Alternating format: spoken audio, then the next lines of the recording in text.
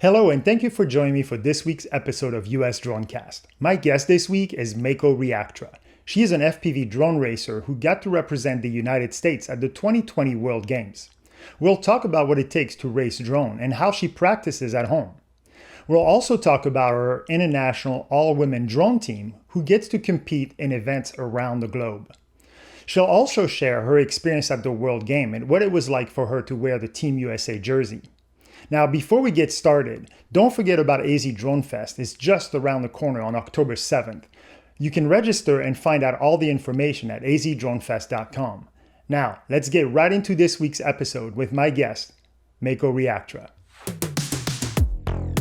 Welcome to USDroneCast, a podcast dedicated to drones, aerial cinematography, safety, commercial, and recreation.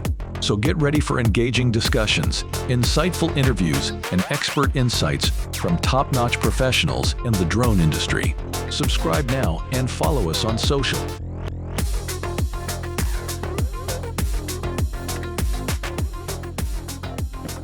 Mako Reactra, thank you so much for joining us. I really appreciate you taking the time today to be with us.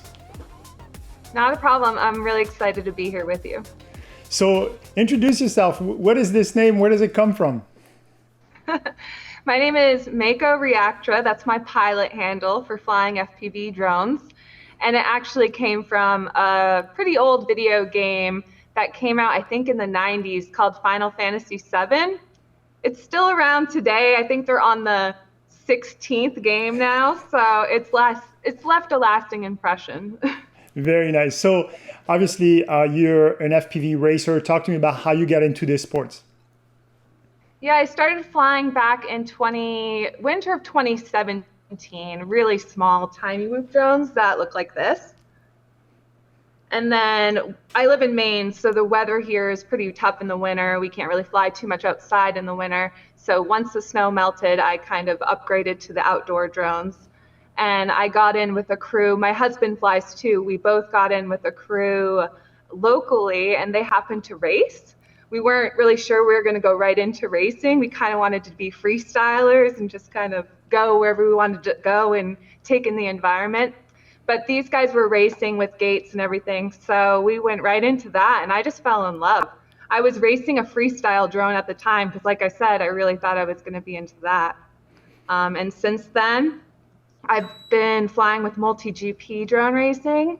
I've been flying with Drone Champions League, which is online right now through the simulator, and I manage a all-women's team. And I went to the World Games back in 2022 representing the United States in FPV drone racing, which actually it was their first year in the World Games. So that was pretty exciting. What was it about racing that got your attention? Like, I know you're saying you were free flying, but what was that first experience that said, man, I'm hooked. This is what I want to do? I think it's a little bit about the way my brain works, honestly. I thought I wanted to just kind of fly wherever, but I really wanted to be told where to go, I guess. But it's really like the speed aspect, the adrenaline rush. Because if you're freestyling, you can rip pretty hard, but when you're flying race gates, you're going as full throttle as you can. And you have to get really good at proximity, and that's really fun. I really like to strive for perfection and keep trying to break my times and, beat my friends racing too. Well, I mean, so a little bit of competitiveness there too. Yeah, no doubt. I bet there is. But you joke around saying, "Oh, I wanted to be told where to go," but that is something that is challenging when it's not like just you flying wherever you want, and you have to find those lines and you have to stay within those gates. So talk to me about kind of like finding those lines. Yeah, there's a few ways to do it. If it's a big race, they'll put the track on a simulator, so we're able to fly the track ahead of time and really perfect those lines. A lot of times we don't get to fly the track ahead of time, and we get there and we do a course walk. So someone will take us around and show us where to go. And we fly in goggles, so I like to watch the fastest pilots fly first to kind of see their lines and, the shortcuts that the ways they cut time. So I'll do that a bit, and then we get a couple practice rounds, and then we're racing. So for a guy like me who's never flown FPV, so I'm on the cinematography side, like I find it fascinating, but then I see you practice, or I saw some videos of you racing, And I can't even like comprehend how you remember like the course. Like it's just like nonstop spinning, and I'm like, I don't even know how you remember where to go.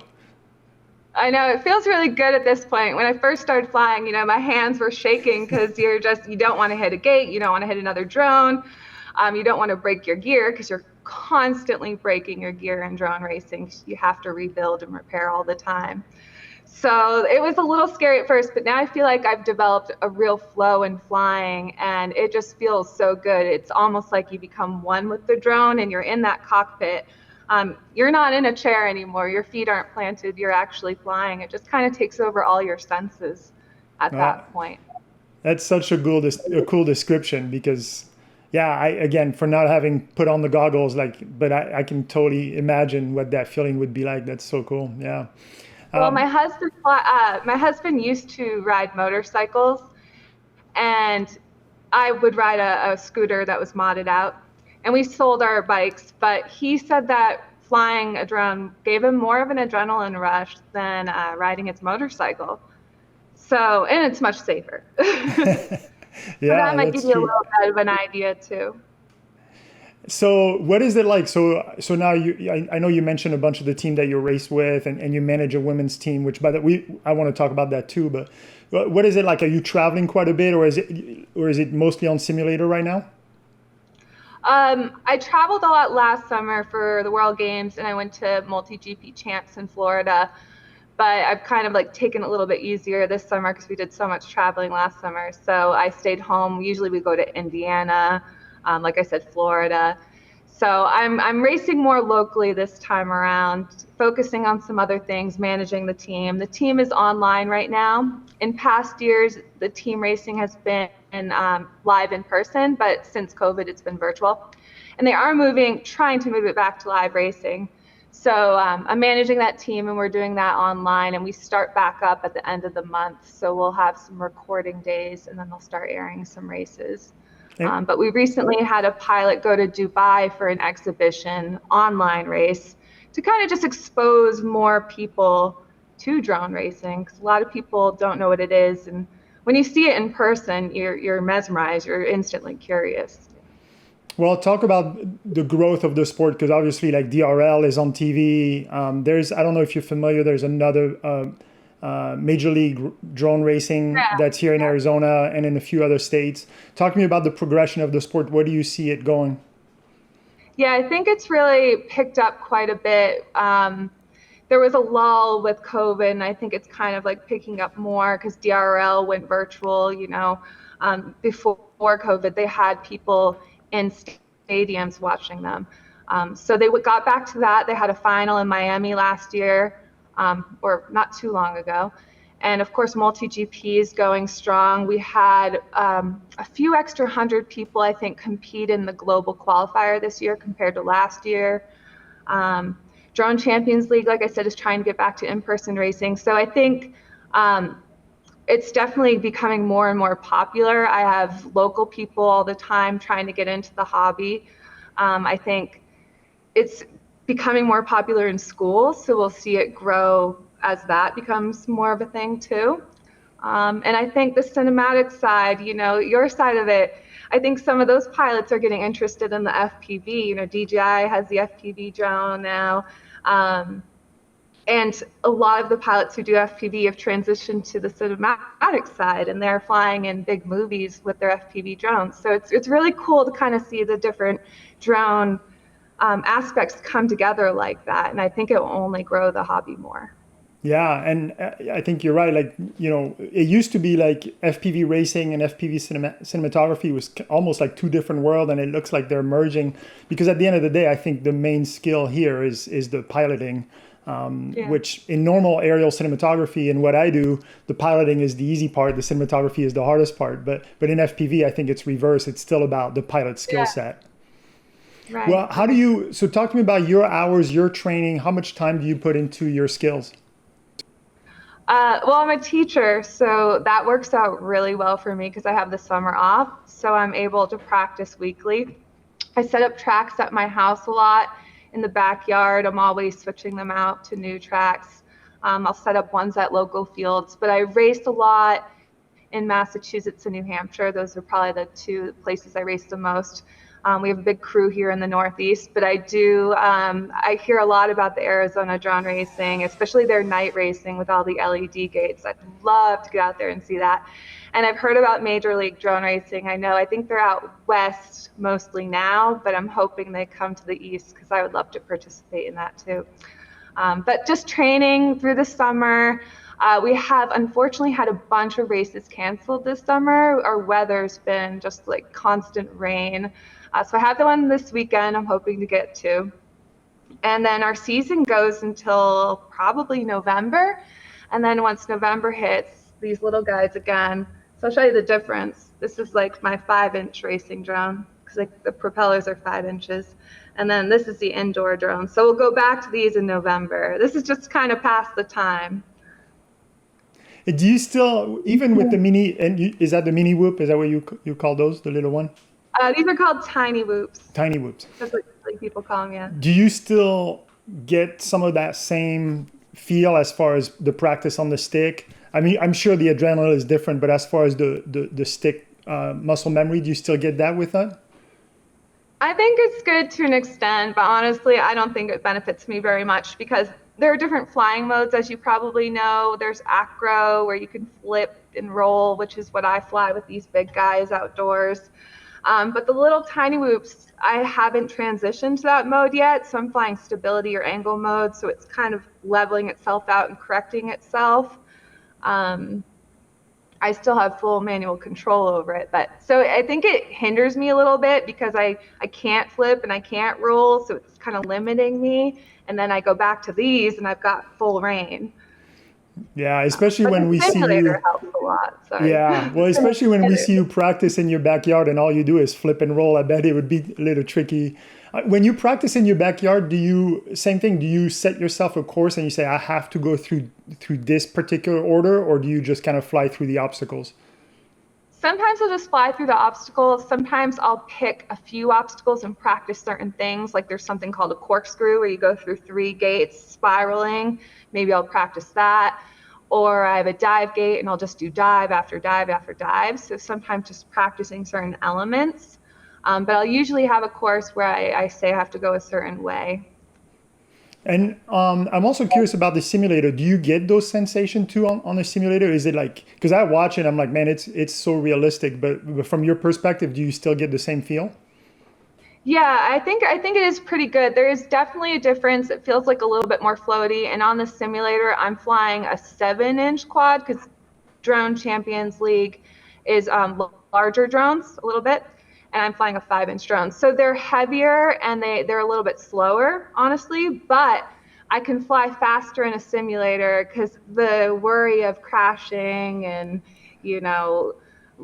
having to buy new parts or repair your drone, or even like walking the shame, doing the walk of shame to go get your drone. You don't have to do any of that. So it's really nice to have that to practice with, especially when it's like you can't fly outside, because once it gets cold, the ground's really hard, and once you hit the ground, you'll explode your stuff. I will set up gates in the snow a little bit, and I'll usually have my hair dryer on standby because if you crash, you're gonna get it soaked. Listen, I'm in Arizona. We don't understand what you just said. Yeah, you're like, what's that? But I guess I can relate. We wouldn't do that in the summertime either. So, so in what you race, does everybody have the same equipment, or is it still pretty different from racer to racer? Well, everyone builds their own drone, so it's all custom. And I have a bunch of sponsors, so I fly certain, gem fan propellers, D-quad frames. So a lot of people who have sponsors are committed to those brands. And a lot of those brands are the top brands. So, most people are flying just, 3 or 4 or 5, maybe different brands. And the frames, for example, these frames, there's only really 2 or 3 companies that are like really popular that everyone's flying. But from a technology or a performance base, are they pretty similar, even though they're using different components? Good question. I fly a lot of open class. So, and drone racing is great because anyone can do it. people who are in a wheelchair, people who are 80 years old, people who are 10 years old. It's just anyone can do it. It doesn't matter. So we have some people flying little guys like this that are just, a couple inch propeller. And then we have people like flying the big ones like me. We have different batteries. So I fly 6S, which is a little bit more powerful battery. You could fly 4S if you wanted to. That's what I started with. So people kind of will do different things like that. They really focus on getting the weight down, though. The lighter it is, the faster it's going to fly.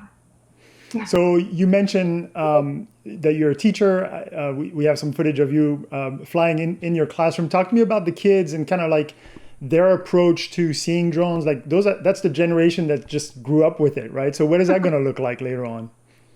I know. I'm excited for them. Over the years, I've kind of introduced it slowly in my classroom, and this past year was the first year I had the kids flying. They were flying those little indoor ones that I showed you, and they don't even have a camera on them, so they were just doing line of sight, toy drones off of Amazon. So they just love it. They adore it, and they always want to fly. And I set it as a reward, so some of them they earn, prizes throughout the time, and they'll spend it to fly the drone. But it's cool because I'll be able to show them, it's not an easy hobby. It's something you definitely have to work at, and you're gonna, like I said, break your drone. You're gonna have to repair it. You're gonna get frustrated a lot. But flying makes it all worth it. And it's cool that I'm able to show them, that I'm setting goals, that I'm persevering through these challenges, and that I'm able to be successful with hard work. And it's not just in the classroom, but outside the classroom. So I'm glad I can show them that. Yeah. You mentioned like the fact that it's become a little bit more popular. Do you see a specific type of people that get into the sports, or like you're saying, it's super a variety of people, like from like you're saying, the 80-year-old all the way down to the kids? Well, there's definitely a lot of engineers who fly. I'm not going to lie there. There's tons of engineers. But it really is for everybody, like I said. And when I look at the kids, all kids like it. It's not just those nerdy kids. The sport, my best flying kid was the most athletic kid in the classroom, actually. Yeah. So, like I said, it's for everybody. And next school year, which is coming up soon, I'm starting a club once a week. So I'm taking it even further this year, coming up. For middle school kids. So I teach fourth grade, so I'm going to go up to a little bit higher level kids to get them maybe building a little bit, because there are different types of drones that you can build where you don't have to solder, and it's all plug and play. And there's something called drone soccer that I want to show them. So I'm hoping that with this push in STEM in schools and having a drone club, we'll see more people getting into aviation. I mean, it doesn't even have to be drones. We need pilots, that's for sure. Yeah, no, it's just kind of like the entry to a bunch of different science aspect for sure. Talk to me about the women's team that you have, and the role and the how well women are doing in this sport. So I'm actually co-managing the team with someone else. She owns Drone Zone, New Jersey. Her name is Diane. And I'm also a pilot on the team, and we have 7 other women from all over the world, Taiwan, here in the USA, South Korea, Ireland, just all over the world. It's really fun to bring everybody together. Hard with time zones, but fun. It's early for some people. Yeah. And racing is tough because everyone's from all over the world. The teams are from all over the world. There's a team based in China, there's a team based in Spain, So I had to fly a race at 3 a.m. I had to be up at 3 a.m. all the way to 10 a.m. So it is tough, but it is a lot of fun getting everybody together, because when we race locally, we don't fly with other women. We don't fly with other females. I have to go to a national or international race to be able to do it. So to build these connections and inspire more girls and women to fly is what our goal is. And we've done that already. We've had women reach out to us to join our team. We're starting back up at the end of the month, and we can add 2 pilots to our team. And we've already had a bunch message asking to be on it. So it's really exciting to see where the sport is headed. And these women are all talented. They're competing alongside the men, getting to the semifinals. So they're not, they're not at the bottom of the rankings. They're doing really well. And I'm proud I of mean, them, you would think that, there is no limitation on why a woman shouldn't do as well or better than a man. Like this one is kind of like it levels the playing field, right? Right. Yeah. I'm just not sure why there's so few that do it. Yeah, no, I don't know. I'm sure, and I'm guessing it's kind of the same in most industry. It's more like from an early on, they're not exposed to some of those things, and then it just gets, further down the line, and it's the same problem. But yeah, I think you're doing a great job. Like, more young girls see you and see what you do. I'm sure they'll want to join in. So where can they find information? Where can they go to learn more about your team? Well, they can go to our Mach 1 Facebook page. We have a group and a page, and we have an Instagram, so they can find us there. They can reach out to me at any point, Mako Reactra. I'm on Instagram as well. So good. Let's talk about the World Games a little bit. So you mentioned you represented the U.S. in 2022. Was it in Birmingham or Alabama? Birmingham. Yeah. Talk to me about that experience. What was it like for you to put on the USA jersey? It's so hard to talk about. I almost have imposter syndrome because never when I started flying did I think I would be competing at that level, the global stage. And in the World Games, I had never even heard of it, so I had to do some research. It's very similar to the Olympics. It's like the step before the Olympics, and the Olympic Committee, oversees it. And if a sport becomes an Olympic sport, that is often the avenue it takes. So it's a lot of interesting sports. It's, I didn't get to see, but on the list there was sumo wrestling, parkour, disc golf, paragliding, something basic as baseball, so it was a great variety. And this year was drone racing's inaugural year. So to think that it's sort of like a tech e-sport type of sport, to include that is really kind of special. It's just so different, and maybe that will be a gateway to other sports similar to that. But it happened in Birmingham, Alabama. It took place over about a week. They basically closed down the city. It was beautiful. We stayed on campus at the college. All the athletes stayed there, which is so weird to say athlete. Like, who would think a drone racer would be an athlete? But so we stayed on campus, it was just really cool getting there and seeing everybody in their jerseys, all the different countries for all the different sports. It was just sort of a sensory overload. And then the opening ceremony, gosh, I almost went right into the racing. But the opening ceremony was something similarly to what you'd see at the Olympics. Performances, everyone came out with their flags and their uniforms, the stands were filled. And it was really exciting to have it in the US because we got to feel that sort of home field advantage. Everyone was just so excited to see the whole US team come out. So that was a huge moment, just seeing everybody.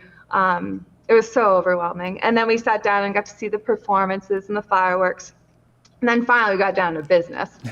We did qualifying the first day, and we got to fly 4 to 5 rounds on the track. And they had released it earlier on simulator, so it was great. We already knew the track. It was just finally flying in person. And to my relief, I felt like it was easier in person than it was on the simulator. So it was nice because I'm used to flying in grassy fields. That's typically where a drone race happens. I know DRL is different, but the local races, multi-GP around the country is all basically field racing. So this was in a stadium, metal stands. We're used to crashing in soft grass, not metal stands. So crashing was not forgiving. Anyone who crashed basically destroyed their drone. And they allowed us 3 drones and spare parts galore if we wanted to repair or rebuild. We had to have LEDs on them because there were going to be spectators, and we don't get a lot of spectators in local drone racing. It's hard to follow a drone going at that speed. So they asked us to put on 40 LEDs. I'm going to plug it in for you. So it looked pretty cool at night. And Nice. you could change the color of them. So like I flew under pink and then I flew under yellow, and that way people know who was who. So after our qualifying, I did my rounds and I was really excited because, well, first it poured and I only got a few rounds in. So I was really nervous about having that big break in between and coming back the next day. But I got my best time my last round. And then we went into bracket racing. So that's basically double elimination. You go up against a total of 4 people. So I didn't get very far in bracket racing, unfortunately. But we had 10 women there. And that is like the first time I've ever flown with that many women in my life. It was so incredible to have 10 women there. And a total of 32 people flying. Wow. So there was 1 male and 1 female racing from each country for the most part. So I came in 5th for female, and I came in like 27th overall. So listen, there's nothing to be ashamed about that. That's amazing, actually. Yeah, I was so just in awe of being there. I thought I was going to be a lot more nervous flying, and thankfully I wasn't. And it was really cool meeting the other pilots, because these are people that I only really see online usually. And, they're the top pilots all around the world. So that was one of my favorite things, was meeting everybody that I look up to. And where are the top pilots? Is there a specific country that's really, really good? Or is it just kind of like everywhere? USA has quite a few really good pilots. And I think was it last year? There's one pilot in particular, his name is Neukel, and he actually lives within a couple hours of me, and I race with him, and he's always in the top 3. So he's really good here in the US. MCK, Minchin Kim, he's a popular name. He won DRL this year. He's from South Korea. He's really good. He's probably the best in the world right now. That's so cool. So how would you encourage anybody? What would you say the steps are in order for them to start getting into the sport? I think finding other people that do in your area is really important, because it's hard to find races. We had to set up our own races for a while to make it happen. And so it's always been like a real team effort. Everyone comes from states all over to help out. So if you find that group of people, multigp.com, that is the racing league that I belong to, and it's the biggest racing league in the world. So you'll find a chapter. There's usually chapters in every state. So you can find that group of people, and they perhaps are running races already, and you can join in with them.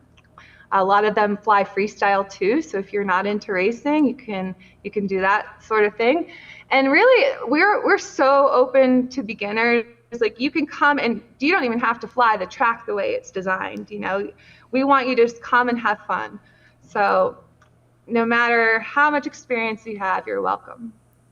That's awesome. And I saw on your, I think your YouTube channel, you have some videos where you are just freestyling or maybe even getting into the cinematography side of things a little bit. I think there's some where you and your husband are flying together. So talk to me a little bit about that transition towards the cinematography side. Yeah, I've always loved photography. I thought I was going to be a photographer for a while, so I think it totally just makes sense. And we have such great landscape and seascape up here in Maine with, lighthouses, the ocean, we have marshes, we have mountains. So I just, you can't race all year. You have to spice it up a little bit and do some other things. So we love doing chasing jobs. Like, we've chased some snowmobiles and did a job as an advertisement for a snowmobile company. I fly inside a lot. I love flying in schools. I'm doing a school job coming up soon because they just built a new school and they want to show the families. I love, like I said, chasing things, chasing race cars. I've done that a little bit. RC boats, other drones. So yeah, all of that stuff is a lot of fun. There's just so much you can do with drones. You'll never be bored. No, that's true. What's next for you? Any big plans, or what you're looking forward to? Oh, right now I just have to think about going back to school, unfortunately. So I've got to get the drone club going. That will be fun. I've got to buy some drone kits that are already put together and a drone soccer ball. I'll show you real quick. I was telling you I'm going to get them into that because they have this casing around them. So it's a nice step before you get into, the propellers being so exposed. That's so cool. Is that so? You mentioned drone soccer. Is that what that is? Yeah. You can fly them, and you can fly them through a goal. So there's 2 teams. And then do they try to stop it? Like they have a goalie? Yeah, they have a goal. They have defense that they just hit off each other, and then they have only one person who's offense. So that's kind of, That's awesome. Well, listen, thank you so much for joining us. I really, really appreciate your time. I think this was great. And we'll make sure we'll send people to your Instagram and all the different teams you mentioned. We'll put all those links in there. But good luck to you. We're looking forward to seeing where it takes you next. Thank you so much. I'm excited to see how the Drone Film Festival goes. Yeah, absolutely. And we try to do some races there too. I mean, we do the mini ones. I think it's the mini whoop they do, not or maybe the tiny. But yeah, that's great. I think last year we had 2 teams from the NLDR that came out, and they were not supposed to fly, but they couldn't help it. And so eventually, I just heard this huge, crazy, almost like Formula One sound coming, and I looked around and he was just zipping around everywhere. But you guys are so in control of those drones. It was unbelievable to, because we have a flight area that was pretty small, but to see him be able to control that drone within that area was just absolutely amazing. So I got to find ways to unleash that a little bit and let them demo that a little bit more. But we would love to have you at some point. It would be awesome to have you be a part of that. So hopefully we can chat in the near future, okay? All right. Talk soon.